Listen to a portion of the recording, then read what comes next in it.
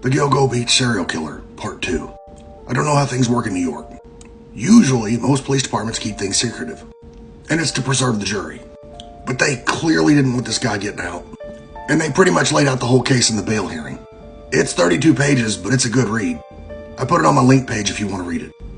When I was talking about the FBI before, in reference to the Idaho slayings, you can draw parallels between that case and their work method on this one. When I said they're thorough, there's no way you didn't do it. And that should answer a lot of the questions on how solid the case is in Idaho. In my last video on this, I ended with the DNA linking the suspect to the case. That's a good example of how cold cases are going to be brought to justice. That's also what I was referring to when I was talking about JonBenet Ramsey. That's how that case gets solved. But more on this case. So between 2007 and 2010, this guy was killing petite sex workers. He'd buy a burner phone and then use that to do his dirty work. He'd throw the phone away each time. But he got lazy. As a general rule, every time you sign up for something or do something significant online, they record your IP address. What's impressive to me about this case is they keep records on cell phones for what, 10, 15 years? Most companies throw that data away.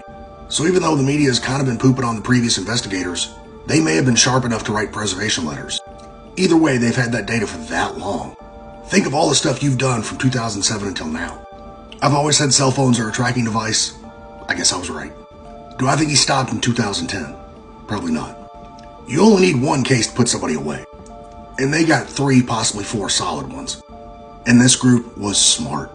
They did everything through the grand jury. The DA had a hunch whoever was doing this was watching the police. And when they searched his computer, they found out they're right. After he killed his victims, he researched the families. He called several family members taunting them. On the victims' phones, he looked up their sisters and their children. He did over 200 compulsive searches about the investigation. Oh, side note for podcasters. If you did a podcast about this investigation, he probably looked you up personally. Keep that in mind, true crime junkies. When Craigslist went away, he got on Tinder. They said that he had tons of searches for torture porn, and much of it was trying to seek child pornography. That explains why he wanted petite women. Now, it's not my case and they didn't ask, but I'd be expanding my case into missing kids, which I'm sure they're already doing. BTK went dormant for a number of years. This guy may have too, but I doubt it. When they arrested him, he had a burner phone on him, and he was crying in the hearing saying he didn't do it. And the police are like, "Is this you, bro? Putting more minutes on your phone?" I might have enough for one more video talking about this. Side note, the writers and the actors are on strike. If somebody has a true crime series they need narrated, I'm available. I'm just saying.